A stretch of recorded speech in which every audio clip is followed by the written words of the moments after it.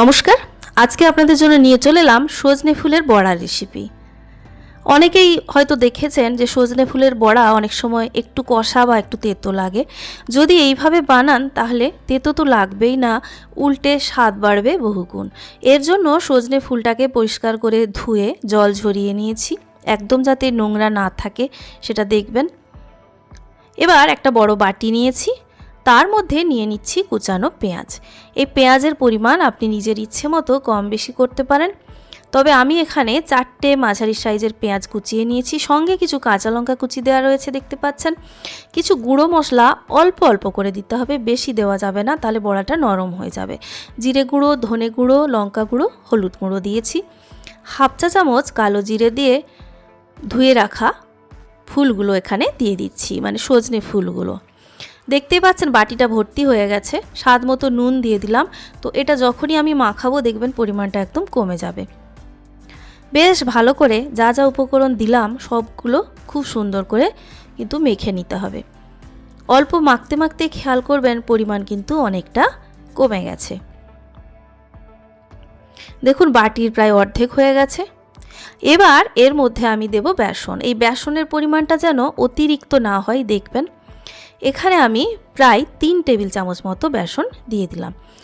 বেসনটা দিয়ে আবার ভালো করে একটু মেখে নিতে হবে সব কিছু।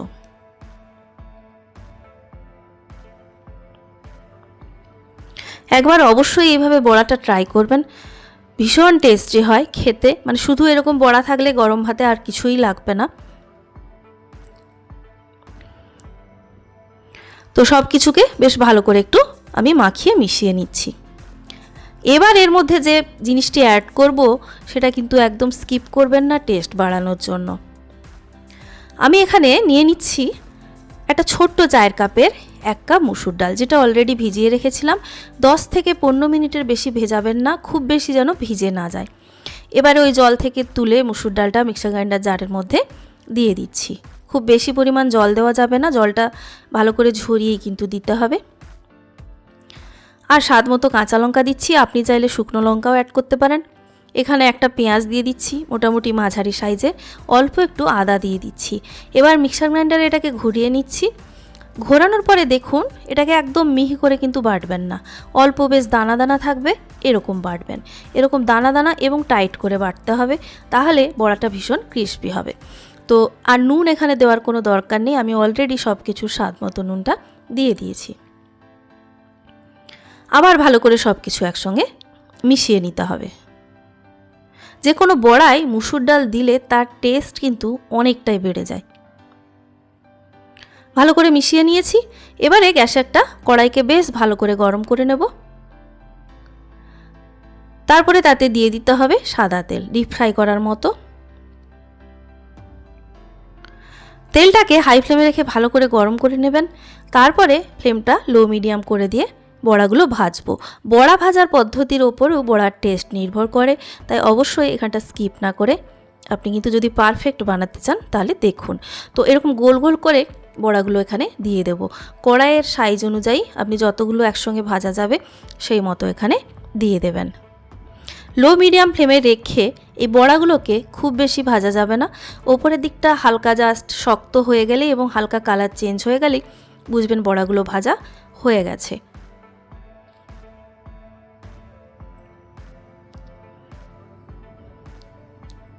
তো দেখুন পুরোটা যখন এরকম কালার দুদিক চেঞ্জ হয়ে যাবে তখন তেল ঝরিয়ে বড়াগুলোকে তুলে নিতে হবে।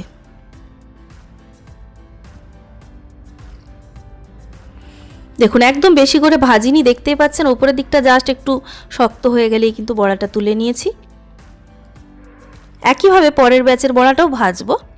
আর এই যে প্রথমবারে ভেজে রাখা যে বড়াটা তুললাম সেটাকে একটু 1 থেকে 2 মিনিট একটু হাওয়া লাগাবেন। তারপরে সেটাকে গ্লাস বা পাটির ব্যাক সাইডটা দিয়ে ঠিক এইভাবে একটু চ্যাপটা করে দিতে হবে। খুব বেশি প্রেস করবেন না, জোরে একটু হালকা করে চাপ দেবেন। আর একদম গরম অবস্থায় দেবেন না, তাহলে ঘেঁটে যায়। তো এইভাবে এগুলোকে আমি চেপটে নিলাম, মানে এটাকে নেক্সট টাইম আর মানে সেকেন্ড টাইম ভাজতে হবে। তো প্রত্যেকবারে এই গোল গোল বড়াগুলো তুলে নেওয়ার পরে সেটাকে একটু হাওয়া লাগাবেন, তারপরে এইভাবে কিন্তু আপনাকে ফ্ল্যাট করে দিতে হবে বাটি বা গ্লাসের সাহায্যে। পরের ব্যাচটাও দেখুন ভাজা হয়ে গেছে, তুলে নিচ্ছি। এবার এটা ঠান্ডা হতে হতে আপনি আরও কিছু বড়া রয়েছে, সেটা ভাজার আগে আমি যেগুলো চেপটে নিলাম মানে সেটাকে আবার কিভাবে ভাজবো একটু দেখিয়ে দিচ্ছি আপনাদের। কড়ার সাইজ অনুযায়ী 3টে বা 4টে, তার বেশি ভাজা যাবে না। এখানে আমি যেহেতু ছোট কড়াই নিয়েছি দেখতে পাচ্ছেন, আমি 3টে মতো দিয়ে এটাকেও কিন্তু লো মিডিয়াম ফ্লেমে রেখে ভাজবো। দুই দিক বেশ একদম গোল্ডেন কালার করে ভালো করে কিন্তু ভাজতে হবে, একদম মুচমুচে হবে ওপরটা, আর ভেতরের টেস্ট ভীষণ সুন্দর আসবে। যেহেতু এখানে সজনে ফুল, পেঁয়াজ সব কিছু একসঙ্গে চটকে নিয়ে বড়াটা বানানো, যে কোনো হাতে মাখা জিনিসের টেস্ট কিন্তু একটা আলাদা হয়, আর সেটা যদি যত্ন করে বেশ ভালো করে মেখে বানানো হয় তার টেস্ট অনেক গুণ কিন্তু বেড়ে যায়। তো দুই দিক বেশ সুন্দর করে গোল্ডেন কালার দেখুন এসে গেছে অলরেডি। এই কালারটা আপনি ফ্লেমটাকে বাড়িয়ে রেখে আনলে হবে না, অবশ্যই লো মিডিয়াম ফ্লেমে রেখেই ভাজতে হবে। আর তোলার সময় গ্যাসটা বাড়িয়ে দেবেন, তাহলে তেলটা একটু কম পরিমাণে উঠে আসবে। তো একই রকম করে কিছু এরকম চেপটে নেওয়া অংশ ভেজে নেবেন, আর কিছু ওইভাবে গোল গোল করে ভেজে পরপর আপনার সুবিধে মতো করে ভেজে নেবেন। আর গরম গরম কিন্তু ভাতের সঙ্গে এই রেসিপি দারুণ লাগে। যে কোনো বড়াই ঠান্ডা হয়ে গেলে কিন্তু টেস্টটা সেইভাবে ততটা ভালো আর থাকে না, তাই চেষ্টা করবেন সবসময় গরম গরম খাওয়ার। আর এই বড়া আপনি শুধু ভাতে কেন, আপনি চাইলে চায়ের সঙ্গে স্ন্যাক্স হিসেবেও কিন্তু খেতে পারবেন, এতটাই টেস্টি আর একদম মুচমুচে হয়েছে, দেখেই বুঝতে পাচ্ছেন। তো অবশ্যই বাড়িতে একবার ট্রাই করবেন। সজনে ফুল কিন্তু মানে বেশি পরিমাণে পাওয়াটা একটু কঠিন ব্যাপার, তাই সেই কারণে এর সঙ্গে একটু বেশি পেঁয়াজ টেঁয়াজ মিশিয়ে বড়াটা বানালে বাড়ির প্রত্যেকে কিন্তু খেতে পারবে, সেই সঙ্গে টেস্টও বাড়ে। তো বন্ধুরা, এই ছিল আজকের রেসিপি। সবাই ভালো থাকবেন, নেক্সট ভিডিওতে দেখা হচ্ছে।